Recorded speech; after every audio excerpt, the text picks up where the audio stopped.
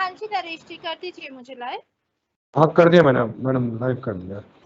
Thank start कर दीजिए।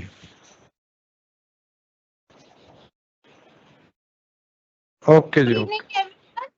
हाँ जी, good evening everyone. So today is the last class of e-commerce and today we will be discussing some of the leftover parts. So today we'll discuss about the security and legal aspects. In the last class, I discussed with you that why the IT Act is important, because when we have so many transactions going online, then there must be a regulatory body that can scan all the transactions and where the people can held liable. And that is why the government of India came up with the Information Technology Act 2000, and there are various amendments that have been done in last 22 years. Today we'll discuss that what are the aspects you need to take care while doing transactions online. It's not only about the payments, but also about the content you share online, the kind of information you share with others. So every activity that is being done online has to pass some of the security tests, and today we'll be discussing all about that. Okay, firstly, let me introduce that what is the e-commerce security. So e-commerce security is the guidelines that ensure the safe transaction through the internet. So basically, the security is something that ensures that every transaction, be it for the payment or be it for the information exchange, every transaction is safe and there is no breach of security. That means nobody else is using your data unauthentically. It consists of protocols that safeguard people who engage in online selling and buying of goods and services. So here basically we have protocols like internet protocols, we have TCPs. So protocols are the set of rules and regulations. So basically we have some protocols that safeguard the people who engage in online selling and buying of goods and services. You need to gain your customers' trust by putting in place e-commerce security basics. Uh, these basics are privacy and integrity. Privacy is that your information, your data is not being shared by anybody else. Suppose you are sharing your data to any insurance company or banking or financial institution. So they should keep your data secure. They are not allowed to sell it to anybody else. That is your privacy. If you are allowing an application to use your data, then they would be using it only on this condition that there would not be any breach of privacy. Similarly, we have the integrity. Integrity means that the information that has been shared with others is being used for the same purpose. Here we have given the concept of integrity. So it is the another crucial concept of e-commerce security. It means ensuring that any information that customer have shared online remains unaltered. That means if you are sharing your phone number with any e-commerce website or any other kind of website, then your number should be the same as you have shared. There should not be any change in the information that you have shared. Suppose I have written that, okay, I'm interested in some kind of products, and the information has been altered and they have added some other aspects. So integrity means the information should travel in the same manner it is being intended to deliver. Okay, the principle states that the online business is utilizing the customer's information as given without changing anything. Altering any part of the data causes the buyer to lose the confidence in the security and integrity. Suppose we are having a transaction. You are a banking institution and I'm your customer, and we have some terms of and conditions of a particular insurance policy or something. So suppose I agreed on some information, I agreed on some of the terms and condition, but you changed it, and then when I am availing my insurance, you would say that no, these are not the terms and conditions. So integrity means it has to be same. It has to travel from one place to another in the same manner. Okay, this is integrity. Next is authentication. The principle of authentication in e-commerce security requires that both the seller and the buyer should be real. That means, suppose I'm transacting with someone. Suppose I'm transacting with SBI.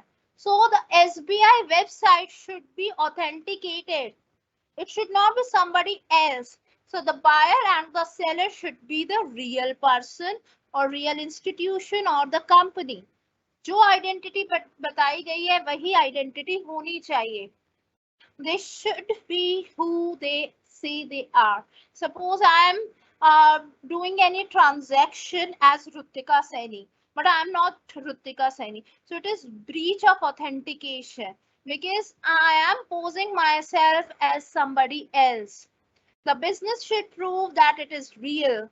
If you are dealing with SBI, it should be an executive of SBI. Deals and genuine items or services and delivers what it promises. And it should give you the same product or the service they have promised you to deliver. The clients should give their proof of identity to make the seller feel secure about the online transaction. That means whenever, suppose somebody is coming to your home for selling any insurance policy or a credit card or something like that. So you should always ask for the proof of identity. So similarly, when you are doing the transaction online, you have to make it sure that it is the genuine website. But there are many frauds which are happening these days where a clone of the website is being made. And when you enter your details on the cloned website, then the data is being fetched or hacked. Okay, so that is why you have to make it sure that you are logging into the right website, and you should be ensured about the proof of identity. It is possible to ensure authentication and identification. If you are unable to do so, hiring an expert will help a lot. Sometimes it is not easy to uh, verify the data, whether it is authenticated or not. Sometimes it is really difficult to find out the identification of the person. So if you are not able to do it, hire an expert. Suppose you are going for the stock exchange or you are purchasing shares. So it's not recommended to rely upon any of the websites. So you can have some experts who can assist you in purchasing the stock exchanges. So that is how you can ensure that you are not being fraud, you are not hung into the fraud, or any kind of fraudulent activity is not taking place with you. Among the standard solutions include client logins, information, and credit card pins. So some of the standard solutions are client logins. So just to ensure that the person is authenticated, I can ask you to log in. For example, when you would like to access my recorded lecture, then what would you do? You would enter your login ID and password. That is your SQL roll number and barcode, so that only the right person can have an access to my lectures. So that is one solution to make it sure that the person is authenticated. Sometimes we have credit card pins, sometimes we have OTPs. just to ensure that only the authenticated person is logging into the website. Next is non-repudiation. Repudiation means denial.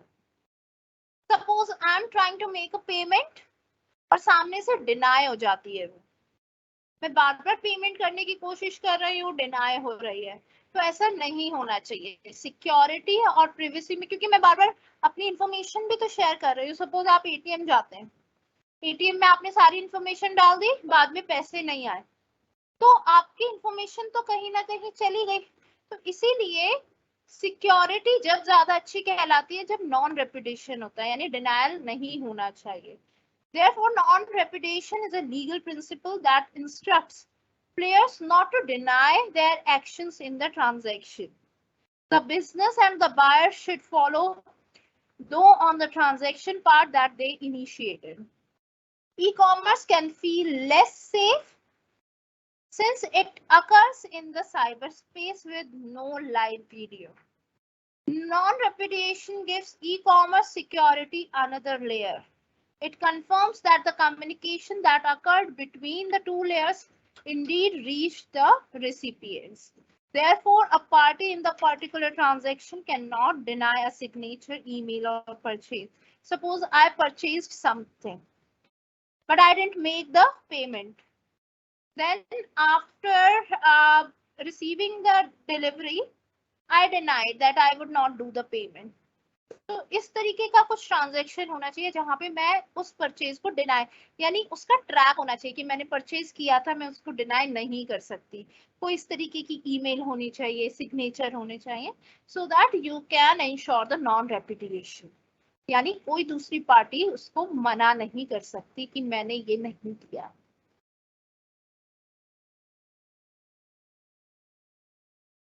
From these 4 points,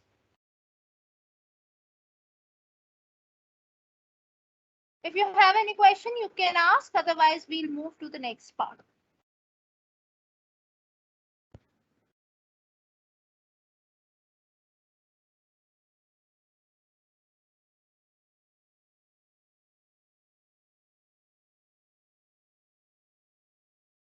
मैं आपको last के 15 minutes में tips दूंगी कुछ exam के लिए।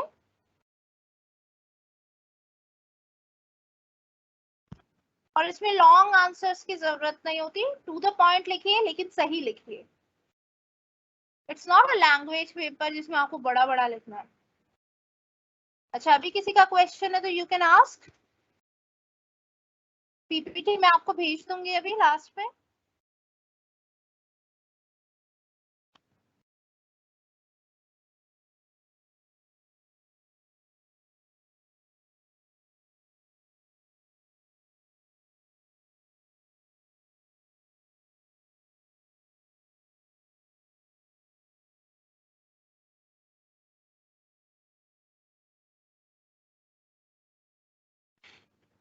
चलिए next part करते हैं।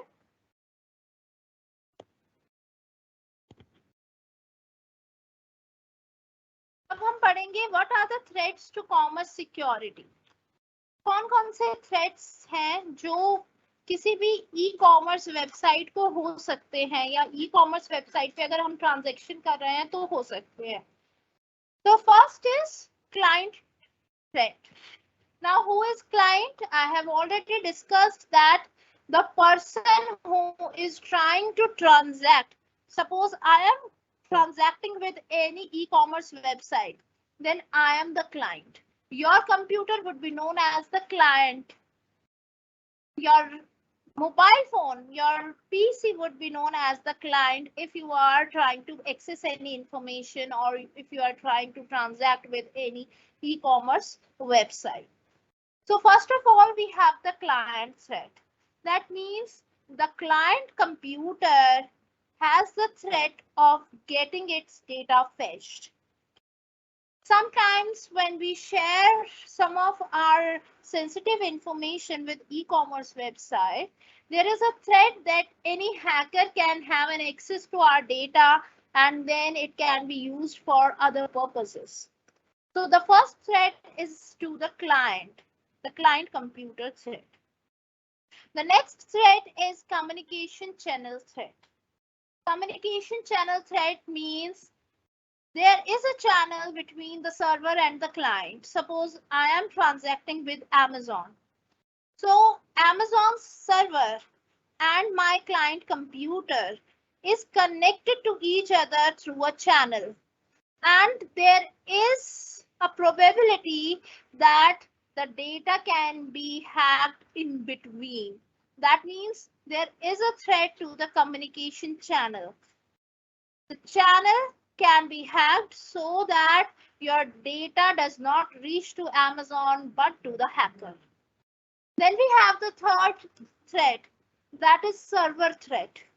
Server threat means the data from the server, that means the Amazon, or suppose I am searching something on the Google. So Google's server can have the threat and the data can be captured from that particular server as well.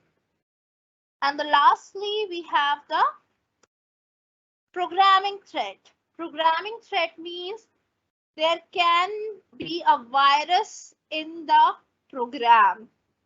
Suppose I have downloaded an application and the application is coming up with a virus. It would affect my computer. The same thing would happen to the communication channel and it can happen to the server as well. So the whole program is being threatened and the data can be fetched. So these are some of the e-commerce security threats and you have to take care of them.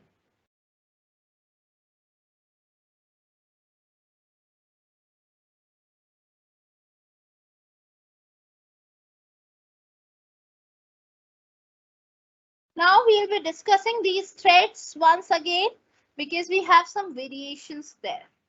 So first of all, we will discuss the client threat. As I told you, the client is the one, the computer which is doing the transaction. So present day web pages are generally dynamic in nature. Such web pages use active content in the form of JavaScript, Java applets, and ActiveX control. In order to extend the functionality, however, introduction of active content to the web pages involved in e-commerce poses several security threats. Sometimes there are the malicious program delivered via those web pages. Suppose I log into a web page and that web page has a virus. अब वो मेरे computer में भी आ जाएगा. तो कुछ हमने client threats के types यहाँ पर लिखे हैं. First, a Trojan horse. This is the most common threat that can happen to a client's computer. So Trojan horse is a hidden malicious code that could alter or delete the information of the client computer or perform any other unauthorized function. So whenever you log into a malicious website, उस पे आप जाकर कई बार आप देखते हैं कि आप क्लिक कहीं करते हैं और उसमें एक फाइल डाउनलोड हो जाती है आपके कंप्यूटर में. वो एक मैलिशियस प्रोग्राम होता है, कुछ कोड्स होते हैं और जैसे ही वो आपके कंप्यूटर में आते हैं आपकी कुछ इंफॉर्मेशन डिलीट हो सकती है, ऑल्टर हो सकती है या फिर फेच हो सकती है. तो ट्रोजन हॉर्स एक तरीके का वायरस है जो कोड के फॉर्म में होता है, क्लाइंट के कंप्यूटर में डाउनलोड हो जाता है और सारी इंफॉर्मेशन डिलीट या ऑल्टर कर देता है या फिर हैक हो जाती है. नेक्स्ट है to the resources of client machine. Once downloaded, Java code as Java applets, JavaScript and ActiveX control can run any application on client's computer. That means there is a real possibility that the security violation can happen. यानी जैसे ही इस तरीके का कोई programme आपके computer में download होता है तो जब आप उसको रन करते हैं अपने आप वो आपके और बाकी के प्रोग्राम्स को भी मैलिशियस बना देता है, यानी आपके जो बाकी के सॉफ्टवेयर है वो भी करप्ट हो जाते हैं. तो क्लाइंट की मशीन के जो रिसोर्सेज है वो करप्ट हो जाते हैं. इंफॉर्मेशन तो होती ही ऑल्टर है लेकिन आपके जो बाकी के सॉफ्टवेयर है वो भी करप्ट हो जाते हैं. और तीसरा इसका क्या है कि प्राइवेसी का वायलेशन होता है because I can have many security codes, passwords saved in my computer. वो सारे प्राइवेसी का वायलेशन होके कहीं और जा सकते हैं। तो ये 3 तरीके के टाइप्स हैं जो क्लाइंट के कंप्यूटर को थ्रेट में डाल सकते हैं। Is there any question?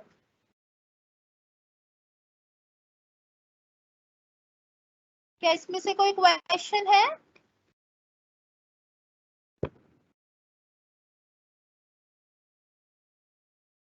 Okay, next करते हैं। नेक्स्ट है कम्युनिकेशन चैनल थ्रेड। मैंने आपको बताया कि एक कंप्यूटर होता है, एक सर्वर होता है, उसके बीच में जो कम्युनिकेशन चैनल वर्क करता है, जब उसको कोई थ्रेट होता है तो उसको हम कम्युनिकेशन चैनल थ्रेड कहते हैं। इसके भी कुछ पार्ट्स हैं। The first is the secrecy thread. Secrecy threat, the privacy of information on internet is threatened by the sniffer programs. अब ये sniffer programs क्या होते हैं?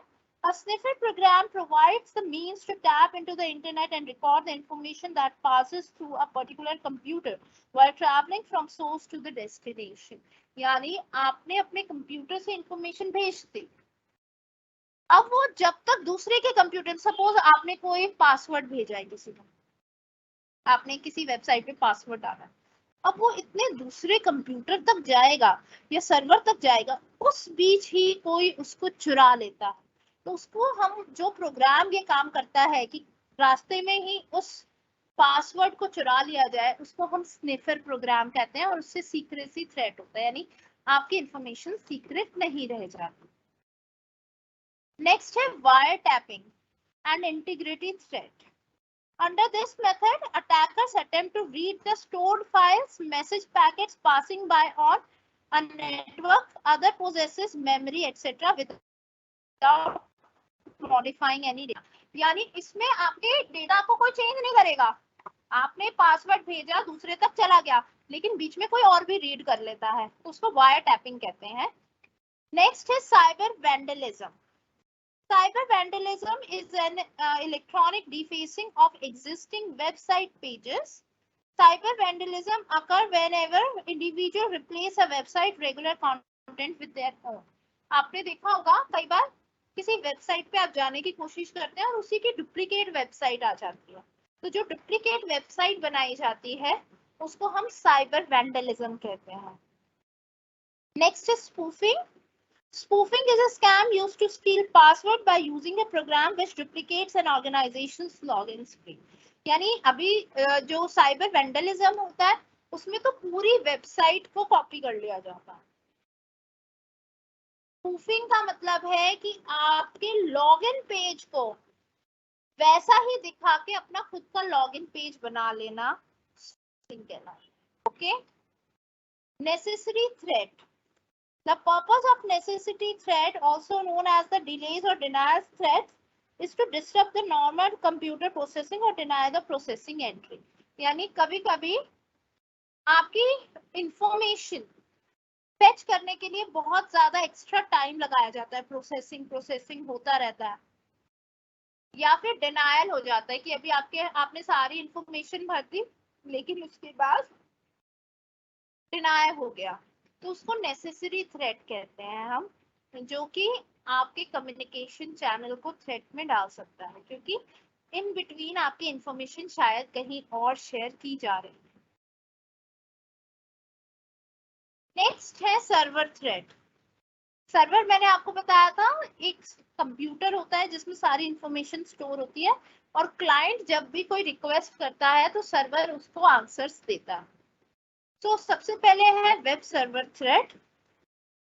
Web server software is design to deliver the web pages. Web server क्या होता है, जब भी हमें कोई वेब पेज चाहिए होता है तो हम रिक्वेस्ट करते हैं, गूगल पे जाते हैं और हमें एक वेब पेज दिया जाता है, तो वेब पेज होता है, वो आ कहाँ से रहा है, वेब सर्वर से आ रहा है। The more complex the software is, higher is the probability that it contains coding errors and security holes. तो जितना ज्यादा कॉम्प्लेक्स वेब पेज होगा उसमें उतने ही ज्यादा चांसेस होंगे कि उसमें वायरस हो सकते हैं या फिर उसमें कुछ इस तरीके की प्रॉब्लम, सिक्योरिटी होल्स हो सकते हैं। तो you have to make it sure कि वेब सर्वर जो है वो सिंपल वेब पेजेस को ही डिलीवर करे। देन है database threat. E-commerce stores user data and retrieves product information from database connected to the web server. Besides product information, database connected to the web contains valuable and private information. यानी आप जब भी कोई database मांगते हैं, suppose मैंने Wikipedia से कोई इंफॉर्मेशन मांगी, तो वहां पर बहुत सारी सेंसिटिव इंफॉर्मेशन भी स्टोर्ड होती है. तो कई बार क्या होता है, सर्वर से हम किसी प्रोग्राम की, suppose I am a hacker, मैं एक प्रोग्राम के जरिए कुछ डेटाबेस मंगवाऊंगी और कुछ सेंसिटिव इंफॉर्मेशन भी उसके जरिए फेच करने की कोशिश करूंगी. नेक्स्ट है कॉमन गेटवे इंटरफेस, जिसको हम CGI कहते हैं. implements the transfer of information from a web server to another program such as database program.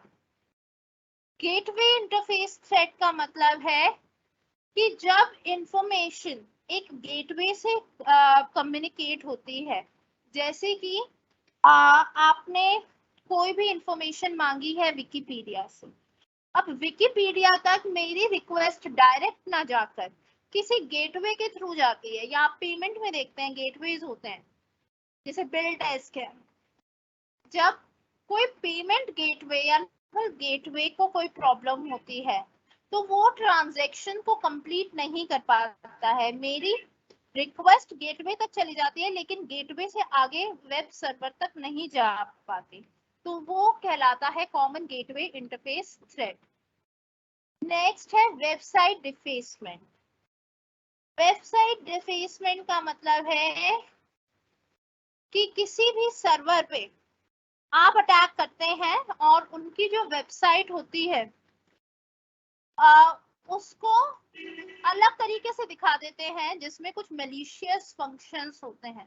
तो वेबसाइट को जैसी वो दिखनी चाहिए वैसी ना दिखाकर उसमें कुछ अलग तरीके के प्रोग्राम्स को डाल देना वेबसाइट डिफेसमेंट कहलाता है. नेक्स्ट है अदर प्रोग्रामिंग थ्रेड्स, जिसमें हम पढ़ेंगे बफर एंड ओवरफ्लो थ्रेड को. बफर एंड ओवरफ्लो थ्रेड का मतलब है, मैं आपको अभी बता देती हूँ. A buffer is an area of memory set aside to hold data read from the file or database. यानी उसमें एक बफर स्टॉक क्या होता है, जब हम स्टॉक की बात करते हैं तो बफर स्टॉक होता है कुछ एक्स्ट्रा रख ले. सपोज आपको 5 या 10 क्वांटिटी चाहिए किसी चीज की और मैं 15 अपने पास मेंटेन कर रही हूँ, तो 5 जो एक्स्ट्रा है वो बफर स्टॉक कहलाएगा. इसी तरीके से बफर मेमोरी होती है जिसको हम एक्स्ट्रा मेमोरी में रखते हैं ताकि कल को वो यूज, अगर हमें जरूरत पड़े तो हम उसको यूज कर सकें. तो क्या होता है कि कई बार उस एक्स्ट्रा मेमोरी में कुछ मैलिशियस फंक्शन डाल दिया जाता है ताकि जो भी इंफॉर्मेशन हमने अपनी मेमोरी में सेव कर रखी है वो शेयर की जा सके, तो उसको हम बफर ओवरफ्लो थ्रेड कहते हैं. और एक और अटैक होता है मेल बॉम्ब का. मेल बॉम्ब में क्या होता है कि एक साथ बहुत सारी मेल भेज दी जाती है किसी के कंप्यूटर में, और वो मेल आने की वजह से क्या होता है, सब कुछ हैंग हो जाता है. आप मेल रिसीव नहीं कर पाते, जो आपकी इंफॉर्मेशन, जो आपकी इंपॉर्टेंट मेल्स होती हैं, या फिर आपका पूरा सिस्टम जो है वो करप्ट हो जाता है. तो मेल बॉम्ब्स भी एक वायरस का पार्ट है और बहुत से लोगों को मेल बॉम्ब्स भेजे जाते हैं ताकि उनकी इंफॉर्मेशन को वहां से फेच किया जा सके. तो these are some of the threads. अगर आपको इसमें से किसी में क्वेश्चन है कोई तो you can ask.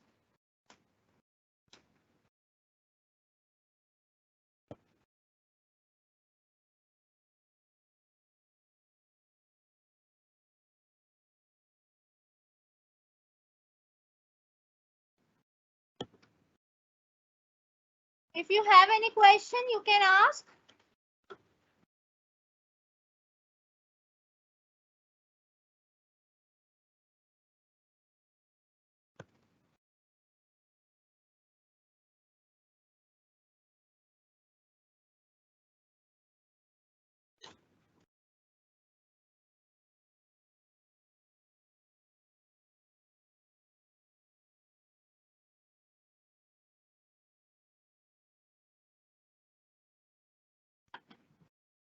Okay, now we'll be talking about the objectives of e-commerce security.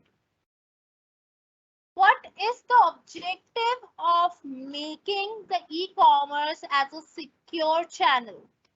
क्यों e-commerce में security होने की जरूरत है? Give me a minute.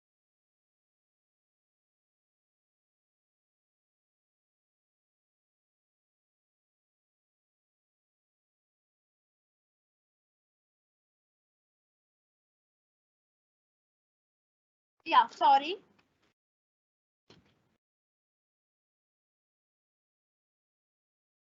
Now we'll be talking about the objectives. Objective किसी भी e-commerce वेबसाइट के थ्रू आप ट्रांजैक्शन कर रहे हैं अगर, तो ट्रांजैक्शन करते वक्त आपको क्यों सिक्योरिटी की नीड है? क्या ये सिक्योरिटी की नीड सिर्फ क्लाइंट को है, यानी आपको है? नहीं, ये जरूरत उसको भी है जो आपको कोई भी प्रोडक्ट या सर्विस अवेल करा रहा है। तो इसीलिए हमने यहाँ पर कुछ ऑब्जेक्टिव्स लिखे हैं जिसके जरिए हम ई कॉमर्स को और ज्यादा प्रमोट करना चाहते हैं, क्योंकि अगर ये प्रॉब्लम्स रहेंगी तो लोग ई कॉमर्स चैनल्स को प्रेफर नहीं करेंगे। सपोज मुझे अगर लगता है कि अमेजोन से या मित्रा से अगर मैं शॉपिंग करती हूँ तो मेरी इंफॉर्मेशन लीक हो सकती है, या मेरे अकाउंट से पैसे ज्यादा कट सकते हैं, या मुझे कोई भी इस तरीके की प्रॉब्लम लगेगी, तो मैं उनके पास नहीं जाऊंगी। इसीलिए सिक्योरिटी होना बहुत जरूरी है if you want to promote the e commerce. तो फर्स्ट है legitimate access to the system, यानी सबसे पहला ऑब्जेक्टिव तो ये है कि जिसको ऑथेंटिकेशन है, यानी जिसको परमिशन है उसको एक्सेस करने की, उसी को किया जाए। सपोज आपका अकाउंट बना हुआ है तो सिर्फ आप ही को परमिशन होती है कि आप अपने अकाउंट से ट्रांजैक्शन कर सकते हैं। तो make sure that there is a legitimate यानी legal access to the system. Next है डेटा कॉन्फिडेंशियलिटी।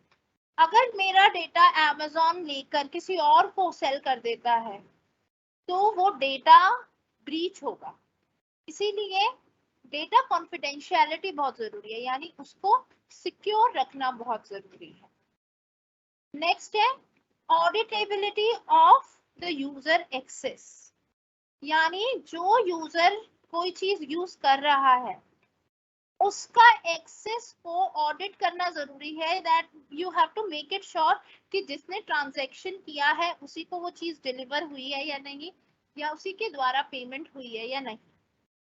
नेक्स्ट है डेटा इंटीग्रिटी।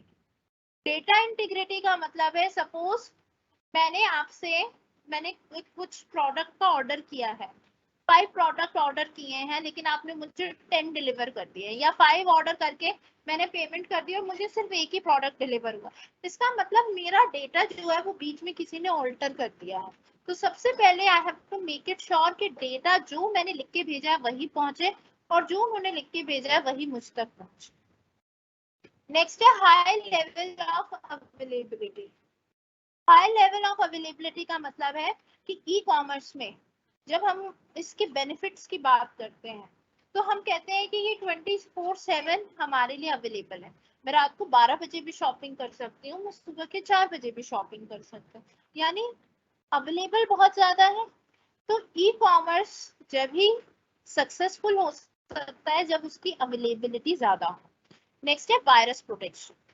कोई भी एप्लीकेशन, सपोज अमेजोन है, मिंत्रा है, फ्लिपकार्ट, अगर मैं इनकी एप्लीकेशन डाउनलोड करती हूँ और मेरे फोन में या मेरे लैपटॉप में अगर वायरस आ जाता है तो मैं उनसे शॉपिंग नहीं करूँगी या मैं उनकी एप्लीकेशन डाउनलोड नहीं करूँगी। इसीलिए they have to make it sure कि वायरस प्रोटेक्शन हो, यानी उनकी वेबसाइट के साथ कोई वायरस किसी के पास ना जाए। और नेक्स्ट है non repudiation of received information. That means कोई भी इंफॉर्मेशन अगर आपने शेयर की है तो उसका डिनायल नहीं होना चाहिए। सपोज मैंने आपके साथ कोई इंफॉर्मेशन शेयर की है तो आप उसको नकार नहीं सकते, आपने मेरे साथ कोई इंफॉर्मेशन शेयर की है तो मैं नहीं नकार सकती। उसका एक ट्रैक होना चाहिए, उसका एक पूरा रिकॉर्ड होना चाहिए, जब भी ई कॉमर्स सिक्योर कहलाए।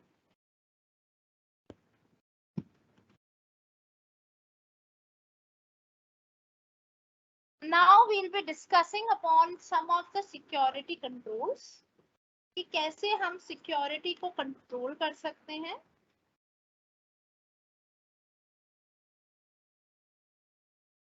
Give me a minute.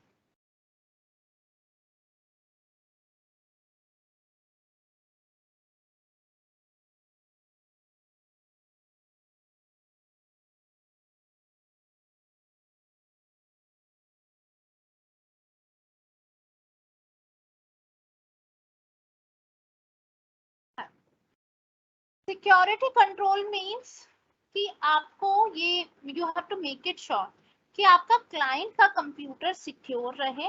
सबसे पहले तो आपको क्लाइंट की सिक्योरिटी देखनी है. अगर आप ई कॉमर्स चैनल में हैं और आपके क्लाइंट का कंप्यूटर सिक्योर नहीं है तो वो कोई भी आपके साथ ट्रांजैक्शन नहीं करे. तो सबसे पहले आपको क्लाइंट के कंप्यूटर को सिक्योर रखना है. Then you have to make it sure कि जो कॉमर्स का चैनल है वो सिक्योर हो. उसके बाद सर्वर सिक्योर हो और बाकी की भी जो चीजें इन्वॉल्व है वो सारी सिक्योर. डिस्कस करेंगे कि प्राइवेट की इंक्रिप्शन और पब्लिक की इंक्रिप्शन क्या होती है. एक बार आपके साथ स्क्रीन शेयर कर लेती हूँ.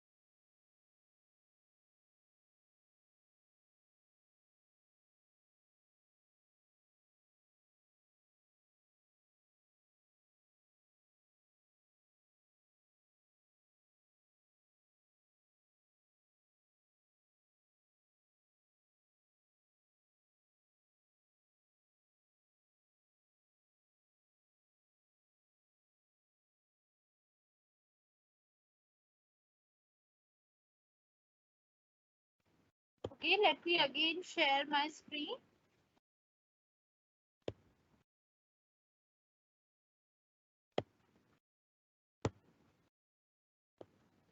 एन्क्रिप्शन जो होता है मैंने कल भी आपको बताया था. एन्क्रिप्शन का मतलब होता है कि आप जब भी कोई डेटा कहीं और भेज रहे हैं, कई बार तो हम अगर वो सेंसिटिव इंफॉर्मेशन नहीं होती तो हम एज इट इज सिंपल शब्दों में लिखकर भेज सकते हैं. लेकिन कभी कभी वो सेंसिटिव इंफॉर्मेशन होती है. हम चाहते हैं कि वो सिर्फ हमारे पास रहे या जिस पर्सन को मैं भेजना चाहती हूँ उसके पास रहे. तो उसका एन्क्रिप्शन किया जाता है यानी उसको कोडेड लैंग्वेज में भेजा जाता है ताकि सिर्फ जो बंदा जिसको वो भेजनी है सिर्फ वही पढ़ सके. और रास्ते में जैसे मैंने आपको बताया कि एक कंप्यूटर से दूसरी जगह जब ट्रैवल करती है इंफॉर्मेशन तो कई बार क्या होता है कि वो ब्रीच हो सकता है, उसमें वो हैक हो सकती है, कोई और उसको रीड कर सकता है. तो इस डर से बचने के लिए हम एन्क्रिप्शन करते हैं. आपने व्हाट्सएप में भी देखा होगा उसमें एंड टू एंड एन्क्रिप्शन लिख के आता है. यानी आपने जो डेटा भेजा है, जो मैंने मैसेज भेजा है किसी को व्हाट्सएप पे, वो सिर्फ वही बंदा पढ़ सकता है. बीच में व्हाट्सएप खुद भी उसको नहीं पढ़ सकता क्योंकि उसका एन्क्रिप्शन किया जाता है. तो उस एन्क्रिप्शन को डिक्रिप्ट करने के लिए यानी उस कोड को डिकोड करने के लिए हम प्राइवेट की या पब्लिक की का इस्तेमाल करते हैं, और इन दोनों में क्या डिफरेंस होता है ये यहाँ पर हमने दिया। प्राइवेट की का मतलब है कि यहाँ पर दो लोगों के पास अलग अलग की होती है और दो लोग उसको सीक्रेट रखते हैं। पब्लिक की का मतलब होता है वन की is publicly available while other remains the secret, यानी एक की जो होती है वो यहाँ पर पब्लिकली अवेलेबल होती है, लेकिन जो दूसरी की होती है इसमें दो अलग अलग यूज की जाती है, तो जो दूसरी होती है वो सीक्रेट रखी जाती है। प्राइवेट की में once lost the file will become unusable, अगर यहाँ पे वो गुम हो गई, अगर क्योंकि दो अलग अलग कोड है, अगर वो गुम हो गया उनमें से कोई एक भी कोड, तो वो फाइल कभी यूज नहीं हो सकती।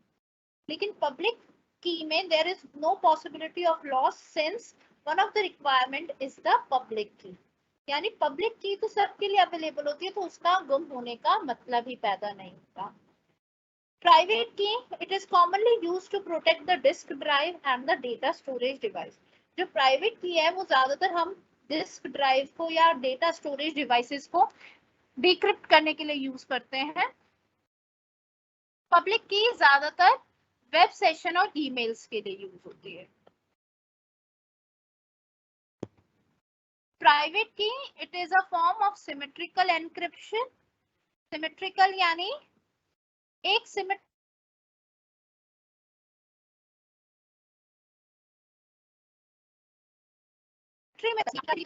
काम हो, और प्राइवेट पब्लिक की में असिमेट्रिकल होता है, यानी उसमें अगर आपके पास एक की है तो उसका दूसरे से कोई लेना देना नहीं है, वो सिमेट्री में नहीं होते। जैसे एक पजल होता है, पजल में प्राइवेट की पजल टाइप है, सिमेट्रिकल इंक्रिप्शन होता है कि एक हिस्सा ये है दूसरा हिस्सा ये है। असिमेट्रिकल में कोई पजल जैसा नहीं होता, ये कुछ अलग हो सकता है ये कुछ अलग हो सकता है। प्राइवेट की it is faster since only one की इज नीडेड। प्राइवेट की में क्या होता है, एक ही की नीड, एक पूरी की होती है, उसके दो पार्ट किए हुए होते हैं, सिमेट्रिकल होते हैं, हाफ ये वाला भी और ये वाला भी। लेकिन पब्लिक की जो होती है वो स्लो होती है, क्योंकि उसमें दो की रिक्वायरमेंट होती है, एक तो पब्लिकली अवेलेबल होती है, दूसरी जो है वो सीक्रेट रखी जाती है। ओके, अब मैं इसका एक एग्जाम्पल देकर बताती हूँ। प्राइवेट की सपोज एक ही ताले की दो चाबी है, ठीक है, एक चाबी मैंने रख ली एक आपने रख ली, ठीक है, और अगर वो गुम हो गई तो वो चाबी ताला नहीं खुल पाएगा, ठीक है, सिमेट्रिकल है यानी सेम ही होती है, एक ही तरीके की होती है।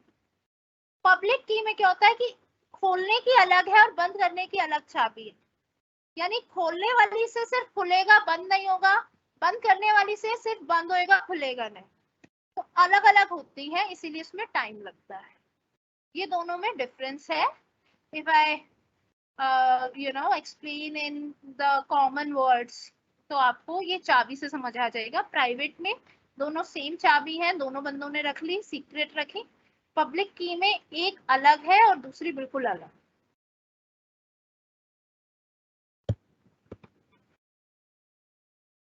Do you have any question from this?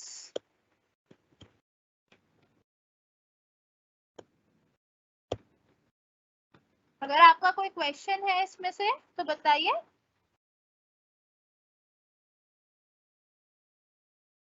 Buffer का मतलब होता है जब आप कोई एक्स्ट्रा कैपेसिटी रखते हो, जितने की आपको नीड नहीं है फिर भी आपने रखी हुई है। सपोज आप किसी चीज में डील करते हैं और आपके पास 10 प्रोडक्ट्स की डिमांड है, लेकिन आप 15 प्रोडक्ट रखते हैं, तो वो बफर स्टॉक कहलाता है।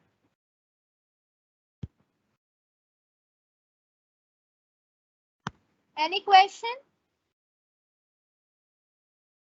मैं जब तक आपके साथ पीपीटी का लिंक शेयर कर लेती हूँ।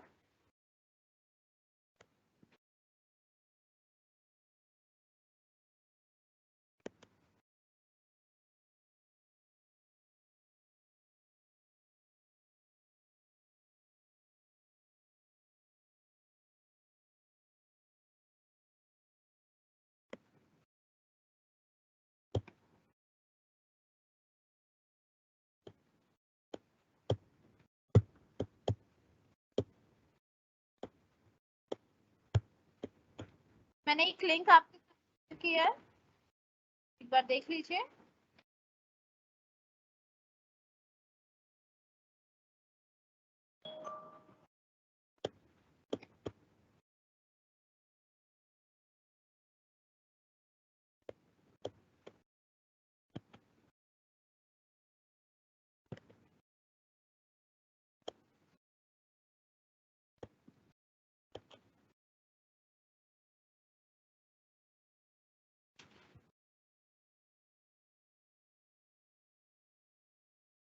Are you able to see my PPTs? Link पे आपके साथ शेयर की गई है, प्लीज मुझे बताइए, are you able to open them? हाँ जी, आज लास्ट क्लास है। लिंक पर जाके बताइए आप ओपन कर पा रहे हैं पीपीटी या नहीं।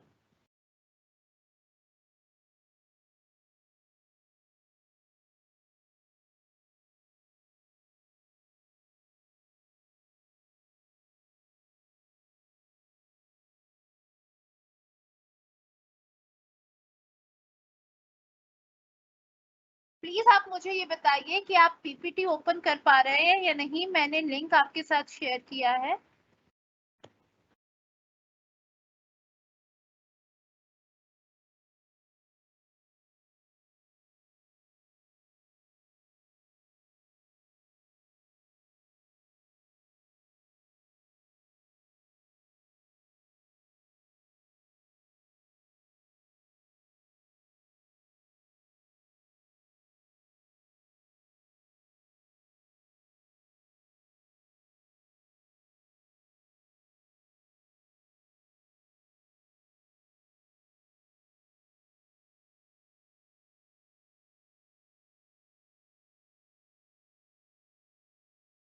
ठीक है, अब मैं आपको बता देती हूँ आपका क्वेश्चन पेपर किस हिसाब से you can expect. Give me a minute.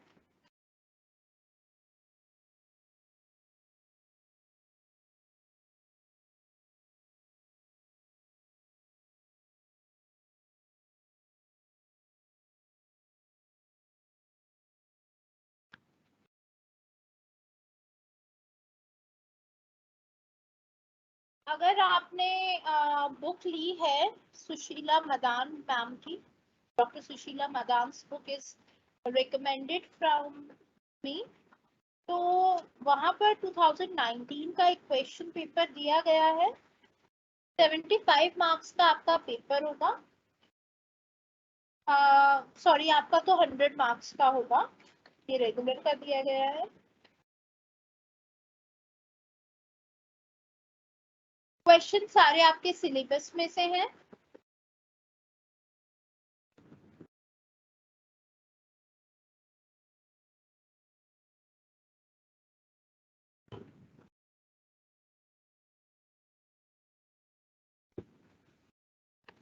Question आपको ज्यादा बड़े आंसर्स नहीं लिखने हैं। अगर 20 मार्क्स का, वैसे तो 20 मार्क्स का क्वेश्चन नहीं आता है, ज्यादातर पार्ट्स आते हैं। फिर भी आपको ये ध्यान देना है कि यहाँ पे कहानियां नहीं लिखनी है। आपको ध्यान से जो क्वेश्चन में पूछा गया है वो लिखना है विद एन एग्जाम्पल। आप किसी भी वेबसाइट का, किसी भी तरीके के ट्रांजैक्शन का एग्जाम्पल दे सकते हैं अपने आंसर को ज्यादा वेटेज देने के लिए।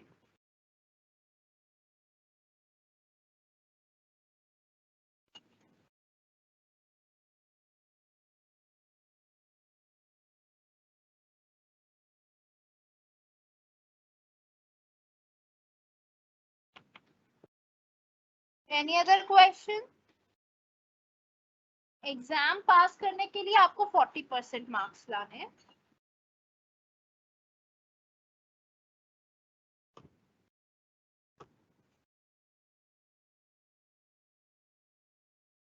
Any other question? अगर कोई और क्वेश्चन है तो आप पूछ सकते हैं।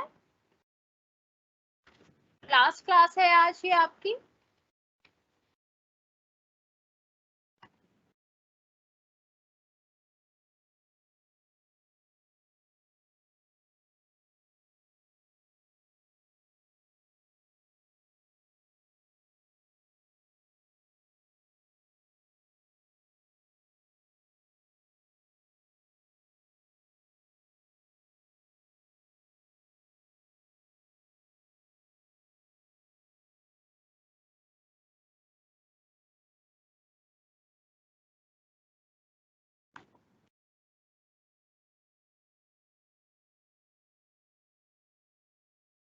चलिए, मुझे लगता है और कोई क्वेश्चन नहीं है आपकी तरफ से।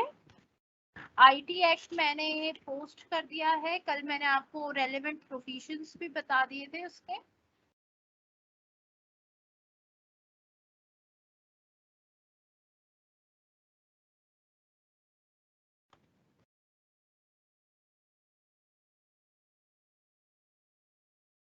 Number of questions in exam आपके वैसे तो 5 क्वेश्चंस आएंगे, लेकिन उसमें पार्ट्स हो सकते हैं। 20 मार्क्स के 5 क्वेश्चन होंगे, लेकिन उसमें पार्ट्स भी होंगे।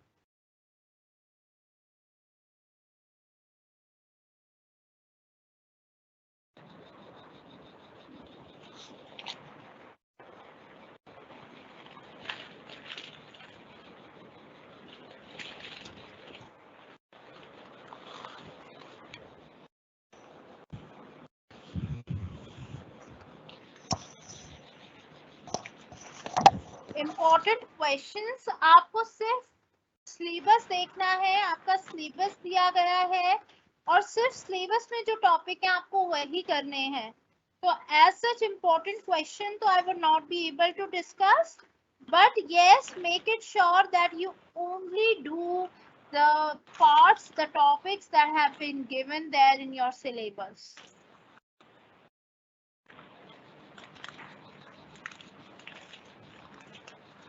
साथ में आपको एक दो केस स्टडी भी आनी चाहिए, जैसे Amazon है या फ्लिपकार्ट है, इनसे रिलेटेड आपको इंफॉर्मेशन सारी होनी चाहिए कि वो कैसे वर्क करते हैं, कौन सा मॉडल फॉलो करते हैं, ताकि आप अपने आंसर को डिजाइन कर सकें।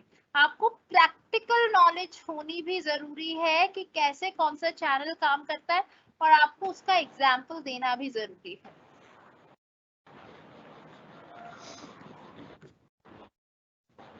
एक आंसर के लिए कितने पेज, आप पेजेस मायने नहीं रखते, आप कितनी रेलेवेंट इंफॉर्मेशन लिख रहे हैं वो मायने रखता है।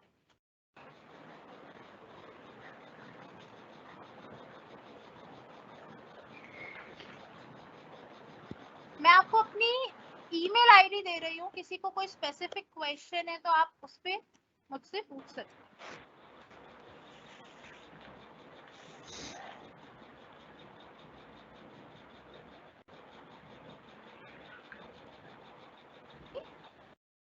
And if you have any specific question, you can ask the question there.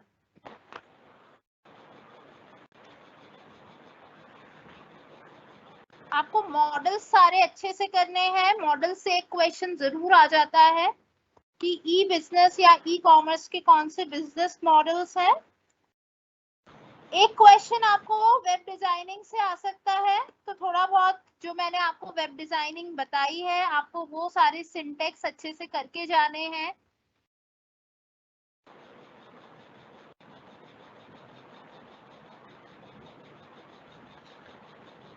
एक क्वेश्चन आपको आईटी एक्ट में से भी आता है, इसके एजुकेशन ऑफेंसेस आपको अच्छे से करके जाने हैं, पब्लिक की प्राइवेट की अच्छे से करना है।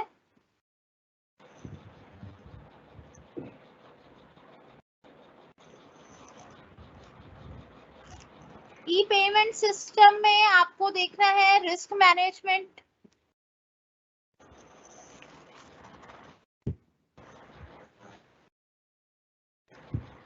Pure online versus bricks and clicks model ये इंपॉर्टेंट है।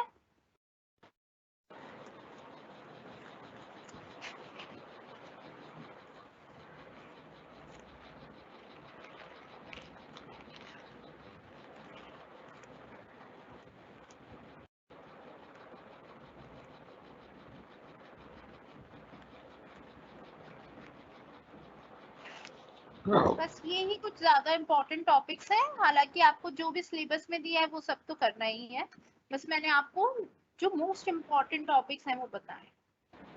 I hope you got it.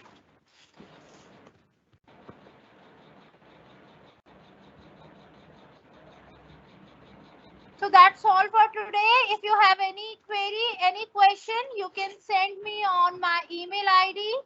All the best for your exams. See you then. Bye bye. Take care.